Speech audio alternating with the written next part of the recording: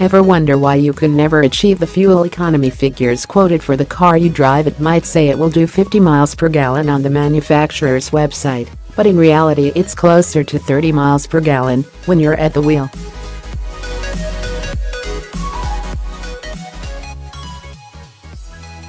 It's because the fuel economy and emissions tests for cars do not represent real-world driving conditions, which is why tests will be replaced this year with a more relevant version, but even that won't give an accurate account of how efficient your car will be, warn Mercedes-Benz bosses.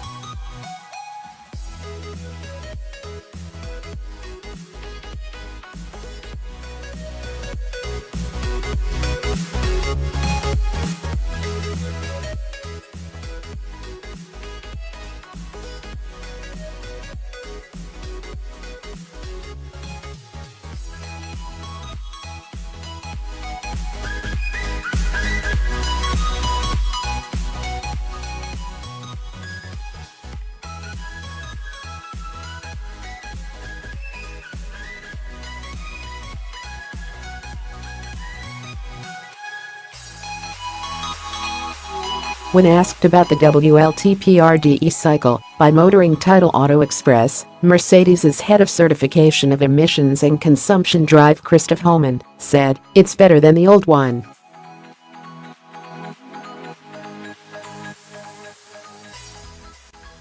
But if the expectation is that everything will be fixed, then in that respect it's not right.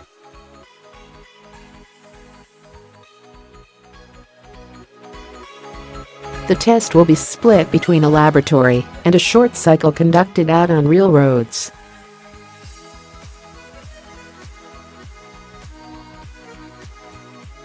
The lab test, the WLTP part, has been mandatory since September 2017, but the RDE edition will only become required from the same month this year.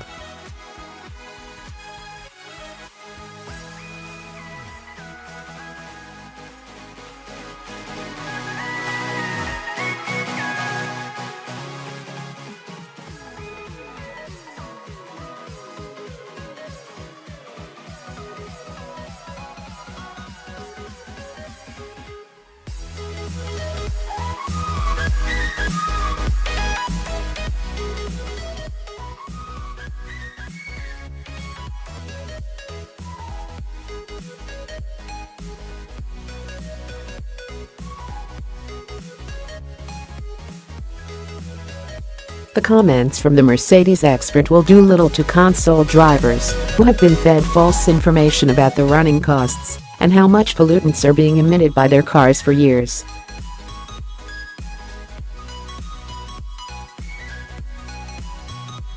Only since the expose of Volkswagen's emissions cheating scandal in 2015 has more attention been aimed at how manufacturers produce their fuel economy and emissions claims, forcing through the decision to switch test cycles this year.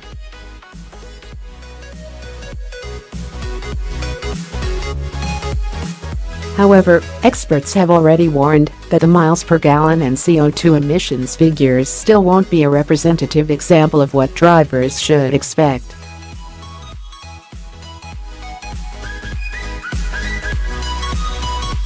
Greg Archer, director of clean vehicles at campaigning company Transport and Environment, which has been pushing for test protocol for vehicles to be improved for years, said, "The introduction of the WLTP and RDE tests marks an important milestone in the battle to ensure cars comply with environmental limits on the road and to end the cheating that has become endemic in emissions testing."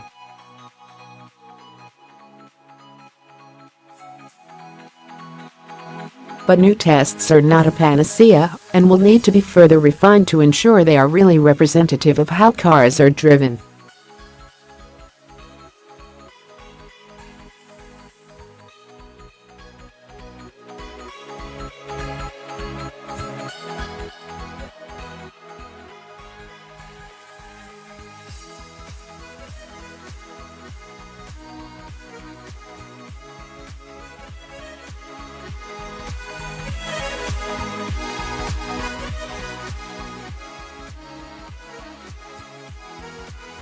The EU is moving in the right direction, but much still must be done to bring an end to dirty diesels and gasoline guzzling cars.